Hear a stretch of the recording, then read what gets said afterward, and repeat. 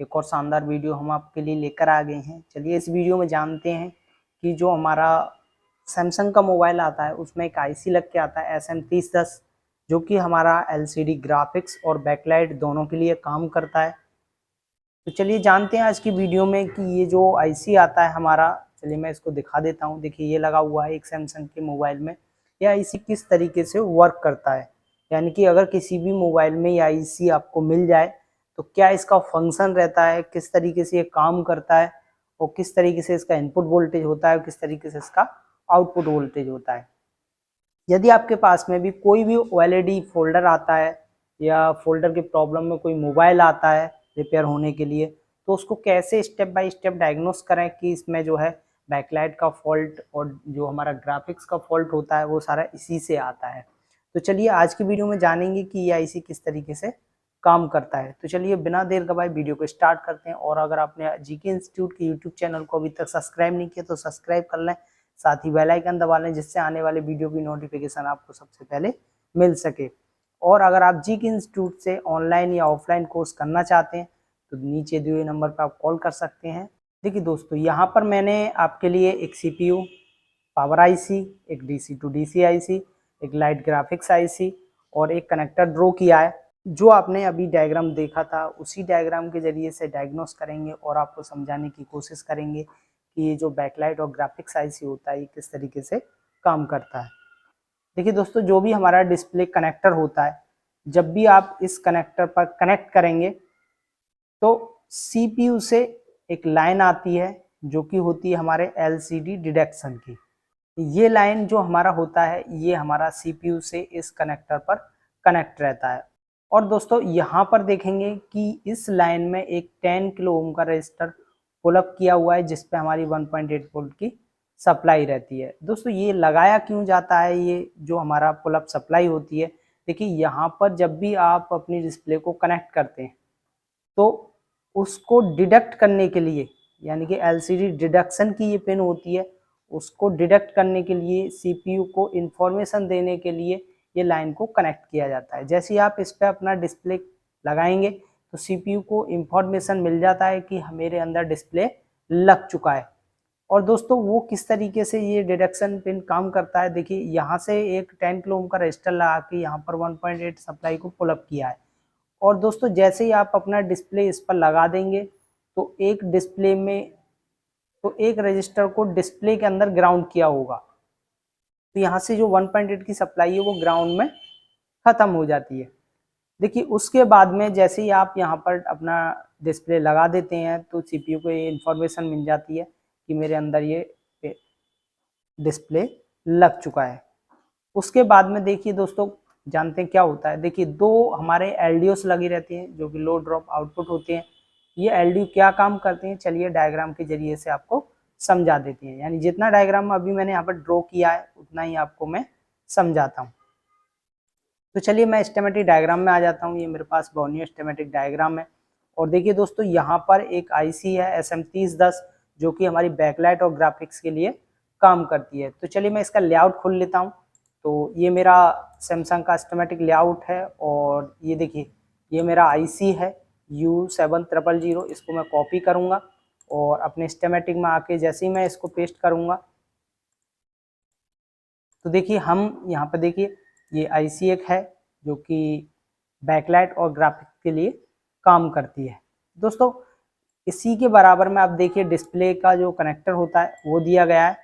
और सबसे पहले देखते हैं इस पे जो हमारा डिडक्शन का पिन होता है। देखिए यहाँ पर आप देख पा रहे हैं LCD डिडक्शन। देखिए यहाँ से देखिए आप देखिए ये हमारा डिस्प्ले से कनेक्ट रहता है। और अगर आप इस पर डबल क्लिक करेंगे और इधर आप सेकंड पे क्लिक करते हैं तो आप देखिए ये कहाँ जा रहा है, हमारे CPU के अंदर। यानी कि CPU से जो हमारी एक लाइन होती है जो कि मैंने अभी आपको दिखाया है, ये देखिए डायग्राम में देखते हैं, ये जो लाइन है CPU से हमारे जो कनेक्टर होता है उससे कनेक्ट रहती है जो कि हमारे डिडक्शन का काम करती है। देखिए दोस्तों यहाँ पर एक LDO लगाया गया है और एक LDO हमारा ये लगाया गया है। तो चलिए जानते हैं ये किस तरीके से काम करते हैं। देखिए सबसे पहले इन LDO के लिए इनपुट सप्लाई आएगा जो कि हमारा देखिए 2 वोल्ट का होता है जो कि पावर आईसी से आता है। जो कि HLDO से, हायर LDO से आता है। और दूसरा जो हमारा LDO लगा हुआ है, इसके लिए एक इनपुट सप्लाई आता है जो कि हमारा होता है वोल्टेज सिस्टम का सप्लाई, जो कि 3.7 से 4.2 वोल्ट तक का होता है। अब इस LDO को इनेबल करने के लिए, एक सप्लाई हमारे CPU से दी जाती है, जो कि 1.8 वोल्ट की होती है। और इसी CPU से एक सप्लाई हमारे इस LDO को जाती है, जो कि हमारे 3 वोल्ट की होती है।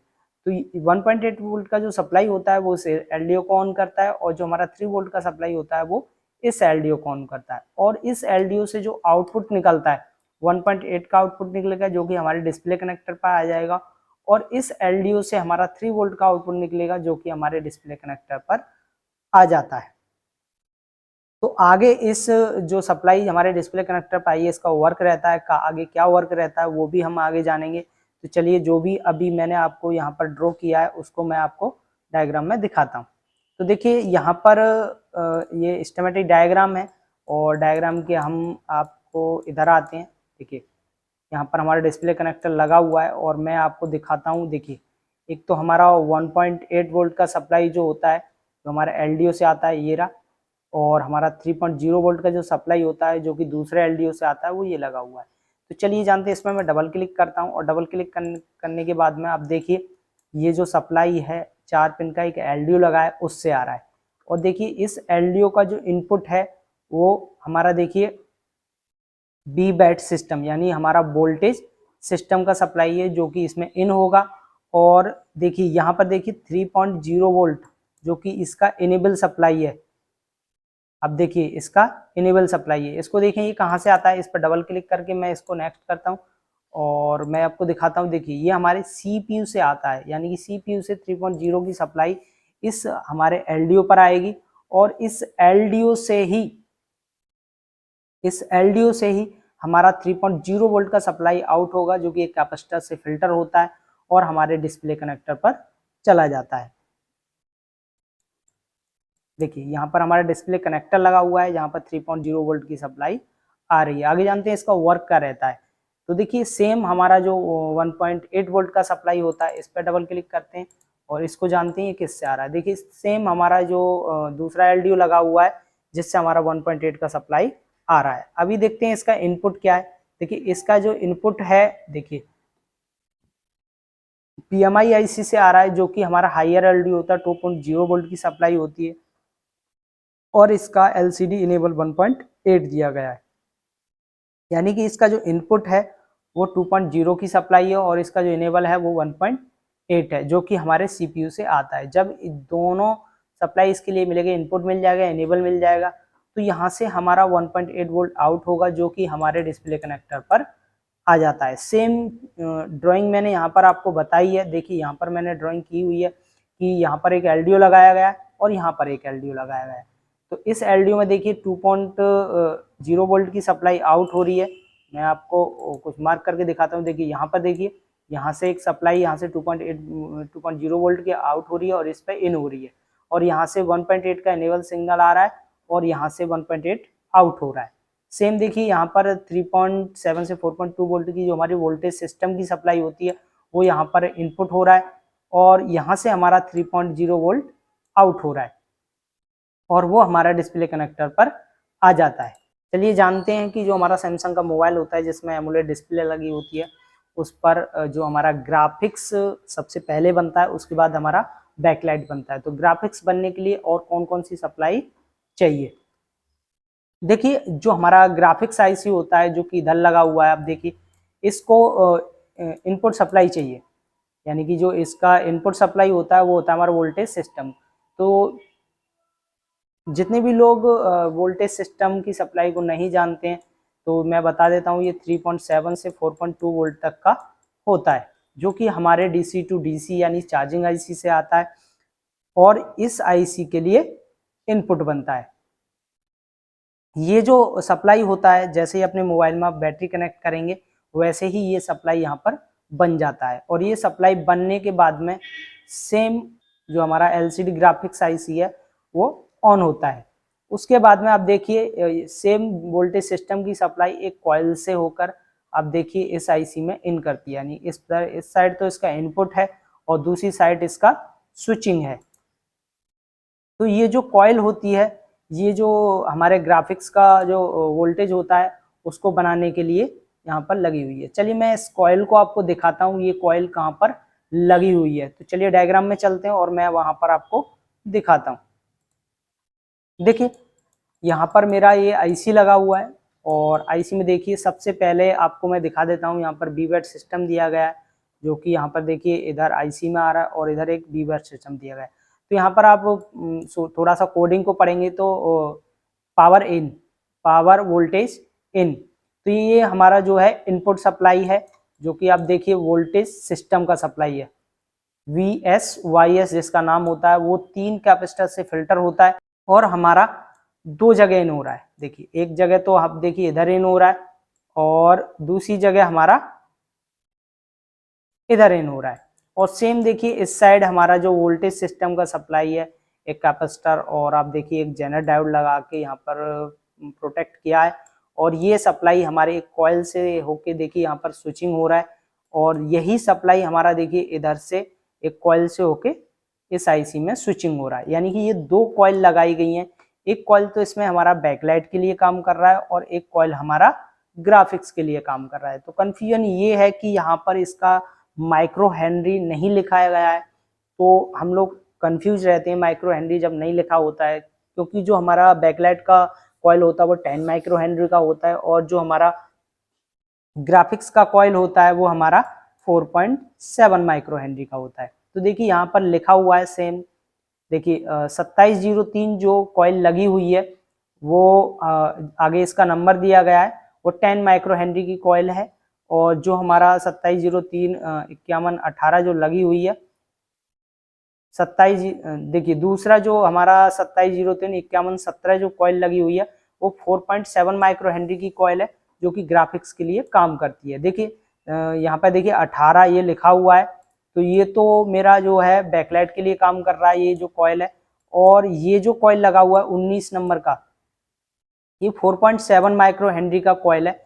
तो चलिए मैं इस कॉइल को दिखाता हूँ, इसको कॉपी कर लेते हैं और अपने लेआउट में आते हैं और लेआउट में आने के बाद मैं इसको पेस्ट करके नेक्स्ट कर देता हूँ। देखिए ये कॉइल लगा हुआ है, यहाँ पे देख सकते हैं ये कॉइल लगा हुआ है। चलिए मैं कंपोनेंट में आपको दिखाता हूँ, तो यहाँ पे देख सकते हैं ये कॉइल लगाया गया है, देख पा रहे हैं यहाँ पर। और इसी चीज को मैं स्कीमेटिक डायग्राम में दिखाता हूँ। यहाँ पे देखिए ये कॉइल लगा हुआ है, एक आईसी लगा है, इसकी बराबर में ये ऊपर एक कॉइल लगा है, देख सकते हैं ये कॉइल हमारा लगा हुआ है। ये कॉइल जो हमारा बैकलाइट के लिए काम, ये जो कॉइल है हमारा ये ग्राफिक्स के लिए काम कर रहा है। और ये जो इसके बराबर में एक कॉइल लगी हुई है ये हमारे बैकलाइट के लिए काम करती है। तो सबसे पहले इस आईसी में ग्राफिक्स बनता है, उसके बाद बैकलाइट बनता है। देखिए तीसरा एक और कॉइल लगा है, चलिए आगे जानेंगे इसका वर्क क्या रहता है। तो चलिए मैं अपने डायग्राम में आ जाता हूँ और आपको आगे और समझाने की कोशिश करता हूँ। देखिए जैसे ही हमारा देखिए यहाँ से डिडक्शन होगा और उसके बाद 2 हमारी आउटपुट वोल्टेज आएंगी, 2 एलडीओ से 1.8 और 3.0 वोल्ट। उसके बाद में हमारा एक वोल्टेज सिस्टम का सप्लाई आएगा जो कि हमारे इस आईसी में होता है, और दूसरा जो है जो हमारी ग्राफिक्स की कॉइल होती है उसके लिए इनपुट और स्विचिंग करता है। देखिए इस कॉइल पे जैसे ही हमारी एक सप्लाई मिलेगी और वैसे ही इस आईसी से जो स्विचिंग होगा और स्विचिंग होके एक सप्लाई बनती है जो कि हमारी पॉजिटिव की सप्लाई होती है, जो कि हमारी 4.6 वोल्ट की होती है। देखिए पहले के जो बैकलाइट सेक्शन थे उनमें लगभग 5 वोल्ट और -5 वोल्ट की सप्लाई बनती है ग्राफिक्स के लिए, लेकिन इसमें जो हमारा ग्राफिक्स के लिए जो प्लस की सप्लाई होती है वो 4.6 वोल्ट की होती है, देख पा रहे हैं 4.6 वोल्ट की होती है। और जैसे ही इस कॉइल पर स्विचिंग होती है वैसे ही ये प्लस की सप्लाई यहाँ पर बन जाएगी, लेकिन माइनस की सप्लाई अभी नहीं बनेगी। माइनस की सप्लाई कैसे बनेगी चलिए जानते हैं। देखिए यहाँ से ही एक वोल्टेज सिस्टम की सप्लाई एक और बार इस आईसी में इन की गई है, और जैसे ही इस आईसी में ये सप्लाई इन करेगी और यहाँ से एक 1.8 का सप्लाई जो EN2, देखिए यहाँ से एक 1 का एक सप्लाई आ रहा है देखिए यहाँ पर, और वही सप्लाई घूम के यहाँ पर EN2 यानी कि EN2 यानी इनेबल 2। देखिए जैसे ही 1.8 का सप्लाई इस आईसी को मिलेगा और वैसे ही इस आईसी से कॉइल को ग्राउंड किया होता है। जो कि हमारी जो माइनस की सप्लाई होती है उसको बनाने के लिए काम करती है। तो चलिए इस कॉइल को जानते हैं, ये कॉइल कौन सा होता है। तो रिसेंटली मैंने अभी दिखाया था आपको, ये वही कॉइल है। देखिए ये तीसरा जो कॉइल लगा हुआ है यहाँ पे देख पा रहे हैं, इसका एक सिरा तो आईसी से जुड़ा होता है, दूसरा सिरा हमारा ग्राउंड से जुड़ा होता है। तो चलिए मैं स्कीमेटिक डायग्राम में दिखाता हूँ। देखिए एक कॉइल लगाया गया है यहाँ पे, देखिए इन 3 पिन से एक कॉइल को जोड़ा गया है, जो कि एक सिरा इसका ग्राउंड कर दिया गया है। और इसी कॉइल को जब ग्राउंड किया जाता है तो हमारे माइनस की सप्लाई बनती है। ये जो कॉइल होती है आप देखिए 2.2 माइक्रो हेनरी की कॉइल होती है, और इसको ग्राउंड कर दिया जाता है। इसका एक सिरा आईसी से जुड़ा होगा, दूसरा सिरा ग्राउंड से जुड़ा होगा। देखिए जैसे ही यहाँ पर ये ग्राउंड से जुड़ा हुआ होता है, उसके बाद में हमारी जो है -4.4 वोल्ट की सप्लाई यहाँ से आउट होती है और हमारे डिस्प्ले कनेक्टर पर आ जाती है। दोस्तों ये जो सप्लाई होती है, ये जो हमारे ग्राफिक्स की सप्लाई होती है, जो ग्राफिक्स के हमारे पिक्सल होते हैं उनको जनरेट करने के लिए सप्लाई तैयार की जाती है। चलिए उसके बाद जानते हैं ये जो सप्लाई हमारा, ये स्कीमेटिक डायग्राम में किस तरीके से इसको जानेंगे, पहचानेंगे। तो चलिए स्कीमेटिक डायग्राम में इसको देख लेते हैं। देखिए यहाँ से ये जो हमारी सप्लाई है दो, जो कि कॉइल से जो आउट होती है, ये हमारी कॉइल से आउट होके आप देखिए ये सप्लाई हमारी, देखिए इस आईसी से जो हमारी ये सप्लाई है यहाँ से आउट होती है, और आउट होने के बाद में ये सीधी सप्लाई हमारे, आप देखेंगे हमारे डिस्प्ले कनेक्टर पर आ जाती है। तो यहाँ पे मैं दिखाने की कोशिश करता हूँ। देखिए यहाँ पर लिखा हुआ है VDD LCD ELVSS 4.4 वोल्ट, जो कि माइनस में है, और यहाँ पे देखिए 4.6 वोल्ट जो कि प्लस की वोल्टेज है। और जैसे ही मैं इस पर डबल क्लिक करूंगा, इसके दूसरी साइड में क्लिक करूंगा, तो देखेंगे कि ये जो सप्लाई है हमारी इसी आईसी से आउट हो रहा है। और जो सेकंड सप्लाई होता है हमारा, वो भी मैं आपको दिखाने की कोशिश करता हूँ। ये जो सप्लाई होता है ये होता है हमारा 4.4 वोल्ट का। तो इसको मैं डबल क्लिक करता हूँ और आगे नेक्स्ट करता हूँ, तो आप देखिए ये हमारा जो सप्लाई है इसी आईसी से आउट हो रहा है, यहाँ पे देख लीजिए। और इससे आउट होके हमारे डिस्प्ले कनेक्टर पर आ जाता है। यहाँ पर देखिए ये डिस्प्ले कनेक्टर है, वहां पर हमको दोनों सप्लाई मिल रहा है। चलिए उसके बाद जानते हैं ये जो आईसी होती है ये किस तरीके से हमारा काम करेगी। चलिए मैं अपने डायग्राम में आ जाता हूँ, जो मैंने आपके लिए डायग्राम तैयार किया गया। उसके बाद में देखिए दो सिग्नल और आता है। एक तो टी, या टी का मतलब होता है टेयरिंग इफेक्ट, और टेयरिंग इफेक्ट का जो सिग्नल होता है उसके बाद एफजी एरर, एक सिग्नल होता है। इस सिग्नल के बारे में अगर आपको नहीं पता है तो मैंने एक पीछे वीडियो बनाया अपने चैनल पर, वहाँ पे जाकर आप देखिए, ग्राफिक्स का फुल्ली डिटेल वीडियो है जो कि हमारे एलसीडी पैनल के ऊपर है। आपको वहाँ पर बहुत कुछ सीखने के लिए मिलेगा। तो इसके बारे में हम इस वीडियो में बात नहीं करेंगे, और डिटेल में इसके बारे में जानना है तो आप हमारा ऑनलाइन क्लास ज्वाइन कर सकते हैं। ज्वाइन करने के लिए नीचे नंबर दिया हुआ है, उस पर आप कॉल करके अपनी सीट बुकिंग करा सकते हैं। दोस्तों जैसे ही ये दो सिग्नल, टेयरिंग इफेक्ट और एफजी एरर का ये सिग्नल यहाँ पर मिलता है, तो हमारा जो एलसीडी ग्राफिक्स का जो सर्किट है वो पूरा हो जाता है। देखिए दोस्तों उसके बाद में आपने देखा कि ओएलईडी रीसेट सिग्नल 1.8 यहाँ से सीपीयू से जैसे ही हमारा एक इनेबल इस कनेक्टर पर मिलेगा, और जैसे ही इस कनेक्टर पर मिलेगा वो उसके बाद में एक VSYS की सप्लाई और इस हमारी आईसी में इनपुट होती है। और जैसे ही इसमें इनपुट होगी तो यहाँ से एक EL ऑन, सॉरी यहाँ पर EL ऑन 1 है, ये 2 मिस्टेक हो गया थोड़ा सा, इसको आप सही कर लिए। EL ऑन 1 का सिग्नल होता है जो कि 1.8 वोल्ट का होता है, जो कि हमारे ग्राफिक्स आईसी को मिलता है। और जैसे ही इस ग्राफिक्स आईसी को EL ऑन 2 का सिग्नल मिलेगा, उसके बाद में यही जो हमारा EL2 का सिग्नल है, देखिए यहाँ पर एक थोड़ा सा और मिस्टेक हो गया है कि यहाँ से जो 1.8 वोल्ट का सप्लाई निकला जो कि हमारे एलसीडी ग्राफिक्स आईसी को जाता है, और यही सप्लाई हमारे सीपीयू की डिडक्शन के लिए जाता है। यानी कि जैसे ही ये 1.8 यहाँ से निकलेगा वैसे ही हमारे सीपीयू को इंफॉर्मेशन मिल जाएगा। और उसके बाद में एक कॉइल और जुड़ी रहती है हमारे बैकलाइट के लिए, जिस पे एक तरफ तो हमारा VS/YS जुड़ा रहता है और दूसरी तरफ से स्विचिंग होती है। और जैसे ही स्विचिंग होगी यहाँ से हमारा LED है, यानी LED एनोड का जो सप्लाई होता है, जो कि हमारे 7.3 वोल्ट का होता है, वो आउट होके सीधा हमारे देखिए यहाँ पर डिस्प्ले कनेक्टर पर आ जाता है। तो इस तरीके से जो हमारा जो ग्राफिक्स और बैकलाइट सेक्शन है वो वर्क करता है। तो चलिए मैं डायग्राम में आपको फिर से समझा देता हूँ। यहाँ पे देखिए, यहाँ पे TPN test point OLED reset का एक सिग्नल यहाँ पर आएगा, जो कि हमारे CPU से आता है। और जैसे ही CPU पर आएगा, हमारी जो IC होती है, उस IC से हमारा एक वोल्टेज आउट होगा। अब देखिए यहाँ पर लिखा हुआ है, देखिए यहाँ पर लिखा हुआ है ELA-VDD, जो कि 7.3 वोल्ट का होता है। यहाँ से सीधा आउट होगा और आउट होने के बाद में ये वोल्टेज सीधा हमारे डिस्प्ले कनेक्टर पर आ जाता है, जो कि हमारी जो बैकलाइट होती है उसको जलाने के लिए ये काम करता है। तो फिर से मैं एक बार एक्सप्लेन कर देता हूँ दोस्तों। यहाँ पे देखिए जो हमारा सैमसंग का मोबाइल आता है जिसमें OLED डिस्प्ले लगा हुआ आता है, वो किस तरीके से वर्क करता है, तो उसके लिए मैं आपको फिर से एक्सप्लेन कर रहा हूँ। थोड़ा सा आप ध्यान से देखिए सबसे पहला काम क्या होता है कि जैसे ही आप अपने मोबाइल में डिस्प्ले कनेक्ट करेंगे, तो यहाँ से एक डिडक्शन का पिन यहाँ पे जुड़ा रहता है, जो कि CPU की इंफॉर्मेशन देता है कि हमारे मोबाइल के अंदर डिस्प्ले लग चुकी है। उसके बाद में दो LDOs लगे होते हैं। इन LDOs से हमारा 1.8 और 3.0 सप्लाई आता है। यहाँ पर हमारे जो ये जो ग्राफिक्स IC होता है, इसके लिए एक इनपुट सप्लाई मिलेगा। और यहाँ पे देखिए एक कॉइल लगाया गया है, जो कि एक ग्राफिक्स का कॉइल है और एक बैकलाइट का कॉइल है। जैसे ही ये स्विचिंग होगा, तो यहाँ पर सबसे पहले हमारा प्लस का सप्लाई बनेगा और उसके बाद में यहाँ से EL-ON2 सिग्नल मिलेगा। उसके बाद एक कॉइल को इधर ग्राउंड किया गया, और ग्राउंड क्यों किया है उसको मैंने वीडियो में एक्सप्लेन कर दिया है। उसके बाद में यहाँ से माइनस की सप्लाई बनेगी, और माइनस की सप्लाई बनने के बाद में दो सिग्नल और कनेक्ट रहते हैं, और दो सिग्नल कनेक्ट जैसे ही रहेंगे, और उसके बाद में जो है हमारा रीसेट एन सिग्नल मिलेगा।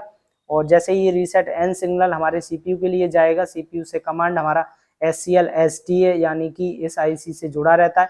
उसके बाद में हमारा यहाँ से एक 1.8 इस IC के लिए मिलेगा, तो यहाँ से हमारा 7.3 वोल्ट हमारे डिस्प्ले कनेक्टर पर आ जाता है, जो कि बैकलाइट के लिए काम करता है।